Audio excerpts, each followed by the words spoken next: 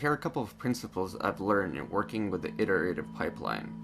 The character should be able to go from an idle cycle into any other cycles without a jitter. The amount of frames and the speed of actions you use are extremely case dependent. It comes down to the feeling and responsiveness you want to imbue the player with. Whether an action performs right at the moment of a button press or a bit slower gives the illusion of slight anticipation. The analogies would be fighting or platformer games versus turn-based combat systems. There are ways of blending animations together in the engine, thus giving the smooth transition from one animation to another. In this current project, the first frames of animations such as walk, run, or attack start off in the pass position, which means that when a character is starting at ease in his idle cycle and a walk cycle is triggered, the first frame of the walk would be a pass frame versus starting a walk cycle from a contact/extreme frame. Let me show you this. So on Google Images, if we pull up the Richard Williams Animation Survival Kit,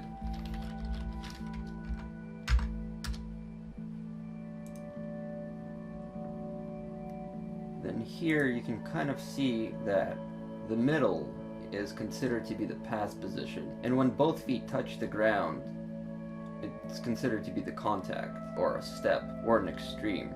There are many different names to it just to add to the confusion of it. I guess we're very used to reading things from left to right or right to left, but in this situation, actually starting from, so it's a cycle, it really doesn't matter where you start, right? But the idea is when you start with a pass position, let's say a character is in an idle position, and then a walk is triggered. You move forward and the character has to move forward. Well, the first frame of that walk should be a pass position, thus additionally blending the idle and the walk or the run or the attack even further. So the example on this character, this is my first pass. It's a 5-framer, essentially 4, just because the first and the last frame, they duplicate themselves, they're the same. Following the same kind of principle, the pass position coming first, as you can see here, the little critter is in pass position currently. And then as he's stepping, he steps into his contact, or the extreme. In the first animation pass, you should pick the amount of frames you're going to be working with.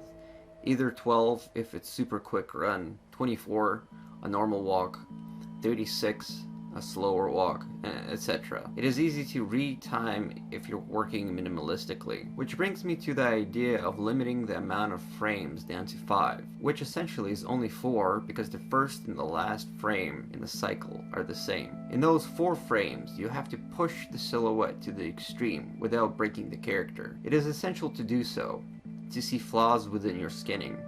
Later on, you'll have the opportunity to tone the extremeness down. All you're focusing on is the 2 extremes, which could also be called the contact, or steps, and 2 passing positions, or mid-steps. Because in this example I'm working with the idea of forward kinematics, I'm using only rotations and thinking about starting the animation from the pelvic tilt, then the rotation of the hips, then knees, ankles and feet, then working my way up to the spine rotations, shoulders, and etc. In these 4 frames, I'm trying my best to prevent my character's feet from sliding into the ground, which is nearly impossible. As a tip, create a ground plane and center plane. Let me demonstrate. So if you want a better visual approximation, this would be a really easy trick. Here I have ground plane and a rectangle with a line going right in the middle of it. If you turn on your grid, then you can see it's in the middle.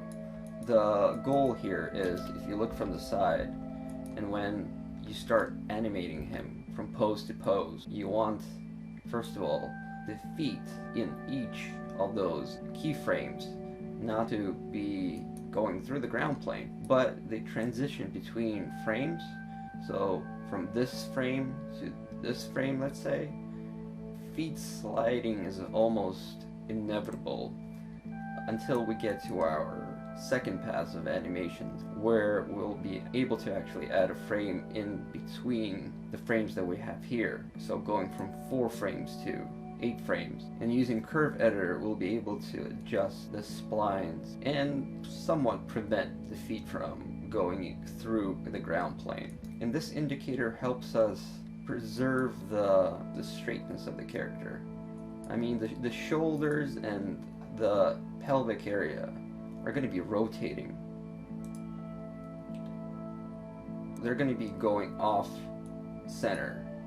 But what you want to look for is that you want to have your nose be in the center. And again, right now it's just for putting him into poses really quickly and not overthinking it too much. In our next pass, we'll actually go in and start meticulously looking out for all the details and all the issues that we currently have. I'm not sure how the curves get calculated in Maya, but what I found in Max was your 0 frame in your last frame, even though it's a cycle and you do duplicate it, let's say you just take the 0 pose and you copy it over to your, let's say your 24th frame, the end, they still don't match up or line up. What I tend to do is extend the time frame a little bit before and after, and then take the cycle and duplicate it twice, before and twice after. And then if you smooth it all out in Curve Editor, then your 0 and your 24th become exactly the same pose.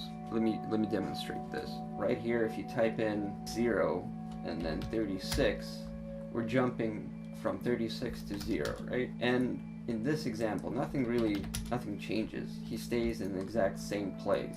But sometimes that's not the case, and you get this kind of weird little jitter when you start switching from 0 to the last frame.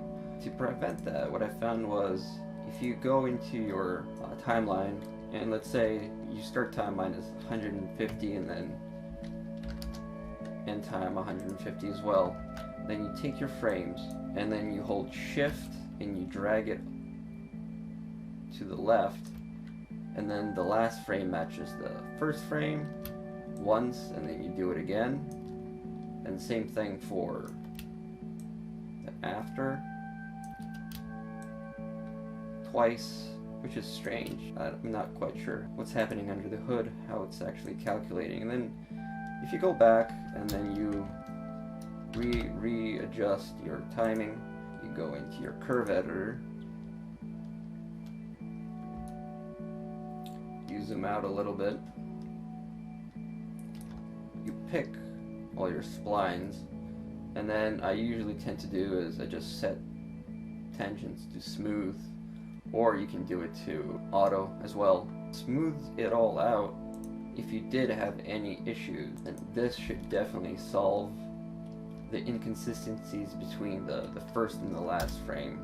Visually, I can't really show you this right now because there's no problems with it, but that does the trick. Also, there's this idea of creating character-less animation cycle as your first pass of an animation. In 4 frames, you won't be able to add character to the walk because there's just not enough time to convey anything. So stress the symmetry of the cycle and the technical correctness of it. In second pass of animation, we'll be able to offset things, add more frames, and give a bit of a character to the animations. Yet it's interesting to point out that even in the 3D world, in this rigid technical world, the placement of your pivot points, the volumes of your character's shape, and certain limitations of the design inherently give your character some sort of a persona. It's almost like you don't have to overthink it. Character comes out due to the rig's limitations. To fully test out your weighing and pivot point placements, put the rig through a couple of extreme motions. The ones I chose to focus on were attack, jump, walk, run, and an idle, which serves as an in-between buffer. In the next video, I'm going to talk about the ideas that you can incorporate in your second texture pass.